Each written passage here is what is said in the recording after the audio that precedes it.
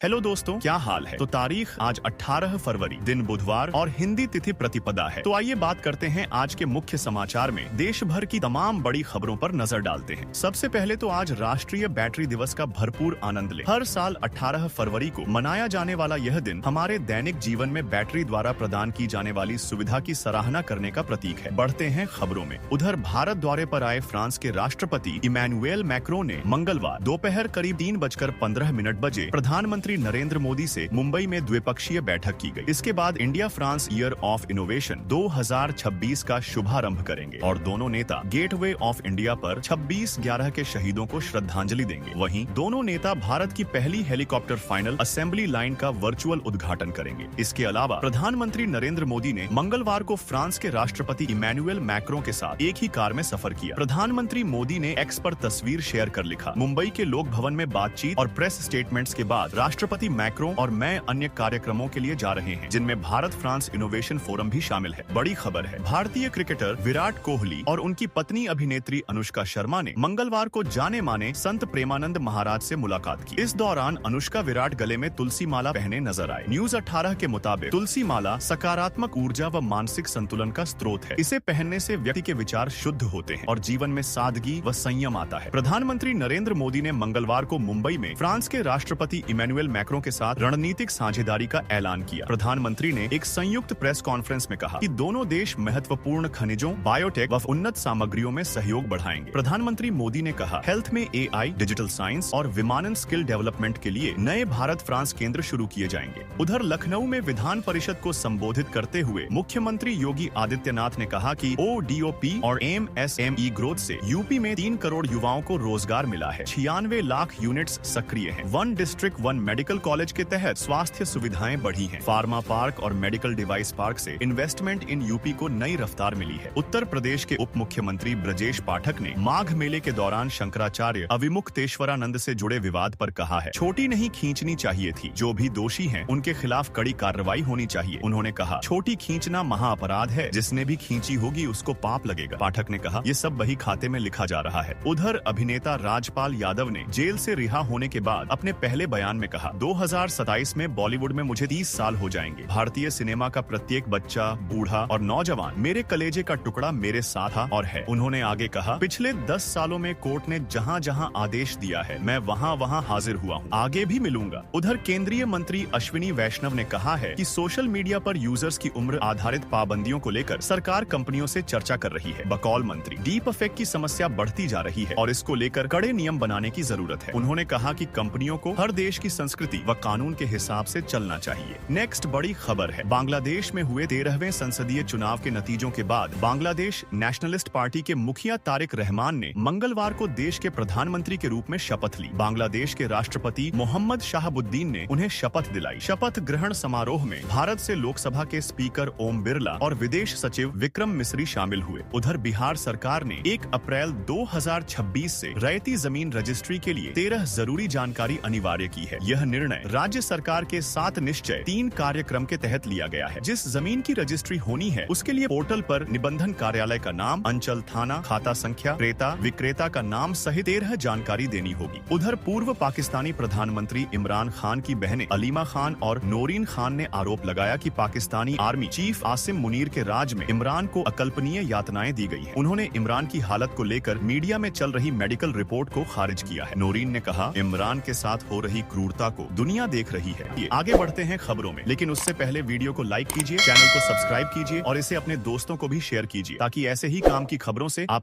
उधर तमिलनाडु के ईशा योग केंद्र में 33वां महाशिवरात्रि उत्सव धूमधाम से मनाया गया। इस आयोजन में रक्षा मंत्री राजनाथ सिंह और महाराष्ट्र के मुख्यमंत्री देवेंद्र फडणवीस शामिल हुए। समारोह के दौरान सदगुरु ने भव्य भारत भूषण पुरस्कारों की शुरुआत की, जिसमें असाधारण योगदान देने वाले व्यक्तियों का सम्मान किया गया। इस कार्यक्रम को 15 करोड़ से ज्यादा लोगों ने देखा। नेक्स्ट बड़ी अच्छी खबर है, बिहार के सीएम नीतीश कुमार आज महिला रोजगार योजना के तहत राज्य की लगभग 25 लाख महिलाओं के बैंक खातों में डीबीटी के जरिए 10-10 हजार रुपए ट्रांसफर करेंगे। इसके माध्यम से करीब 2,500 करोड़ की राशि लाभार्थी महिलाओं तक पहुंचेगी और वीडियो कॉन्फ्रेंसिंग कार्यक्रम के बाद राशि भेजी जाएगी। इसका उद्देश्य है कि राज्य में महिलाएं खुद का रोजगार पैदा कर सकें। उधर हिमाचल प्रदेश के मंडी में 7 दिवसीय अंतर्राष्ट्रीय शिवरात्रि महोत्सव का शुभारंभ डिप्टी सीएम मुकेश अग्निहोत्री ने किया। 200 देवी देवता ढोल नगाड़ों व पारंपरिक वेशभूषा के साथ शोभा यात्रा में शामिल हुए। विदेशी कलाकारों की प्रस्तुतियों, रंगीन परेड और ब्यास नदी तट पर भव्य आरती ने आस्था व अंतर्राष्ट्रीय संस्कृति का संगम प्रस्तुत किया। नेक्स्ट बड़ा अपडेट है, उत्तर प्रदेश के मुख्यमंत्री योगी आदित्यनाथ ने सोमवार को विधान परिषद में आंगनवाड़ी और आशा वर्करों का मानदेय बढ़ाए जाने का ऐलान किया। साथ ही उन्होंने कहा, हर वर्ष 1 लाख युवा उद्यमी बनाने की कार्यवाही सीएम युवा उद्यमी स्कीम के अंतर्गत कर रहे हैं। हम लोगों ने उसके लिए गारंटी मुक्त और ब्याज मुक्त लोन देने की व्यवस्था की है। उधर कांग्रेस के वरिष्ठ नेता मणिशंकर अय्यर ने कांग्रेस नेता राहुल गांधी को लेकर कहा है, मैं गांधीवादी हूँ, नेहरूवादी हूँ, राजीववादी हूँ, लेकिन राहुलवादी नहीं हूँ। उन्होंने कहा, राहुल भूल गए हैं कि मैं पार्टी का सदस्य हूँ। अय्यर की टिप्पणी पर बीजेपी ने कहा, जिन वफादारों ने कांग्रेस में जिंदगी बिताई वे खुलेआम राहुल के खिलाफ बोल रहे हैं। नेक्स्ट बड़ी खबर है, वाणिज्य सचिव राजेश अग्रवाल ने बताया है कि भारत अमेरिका ट्रेड डील को अंतिम रूप देने के लिए भारतीय अधिकारियों का प्रतिनिधिमंडल अगले हफ्ते अमेरिका जाएगा। अग्रवाल के मुताबिक दोनों देशों का लक्ष्य मार्च में समझौते पर हस्ताक्षर करना है। प्रस्तावित डील के तहत अमेरिकी टैरिफ में कटौती और व्यापार संबंधों को और मजबूत बनाने पर सहमति बनने की उम्मीद है। उधर जापान ने आलू के स्टार्च से बने ऐसे शॉपिंग बैग पेश किए हैं जो कुछ ही मिनटों में पानी में घुल जाते हैं और किसी तरह का प्लास्टिक कचरा नहीं छोड़ते। पौधों से बने ये पॉलीमर हानिरहित ऑर्गेनिक कंपाउंड्स में टूट जाते हैं। विशेषज्ञों का कहना है कि यह इनोवेशन प्लास्टिक प्रदूषण को कम करने में मदद कर सकता है। वहीं नेक्स्ट बड़ा अपडेट है, फिल्म मेकर रोहित शेट्टी के जुहू स्थित घर के बाहर फायरिंग करने वाले शूटर ऑफ उसके 3 साथियों को हरियाणा से गिरफ्तार किया है। इस कार्रवाई के बाद अब तक इस मामले में कुल 9 आरोपियों की गिरफ्तारी हो चुकी है। पुलिस के अनुसार इस साजिश का मास्टरमाइंड शुभम लोणकर बताया जा रहा है, जो अभी फरार है। वहीं एक रिपोर्ट के अनुसार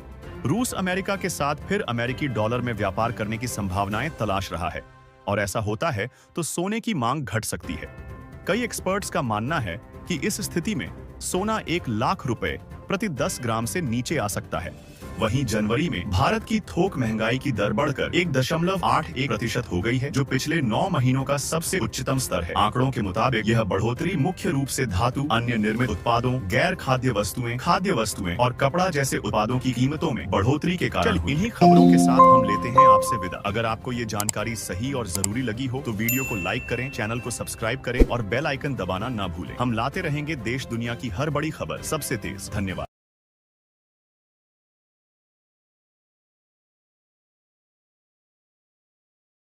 उधर पश्चिम बंगाल विधानसभा चुनाव में मुख्यमंत्री ममता बनर्जी ने युवाओं को अपनी ओर आकर्षित करने के लिए युवा साथी योजना की घोषणा की है, जिसके तहत 21 से 40 साल के बेरोजगार युवाओं को हर महीने 1500 रुपए भत्ता दिया जाएगा। यह योजना 1 अप्रैल से लागू होगी। विपक्ष के सुवेंदु अधिकारी ने योजना पर सवाल उठाए, जिससे सियासी घमासान तेज हो गया।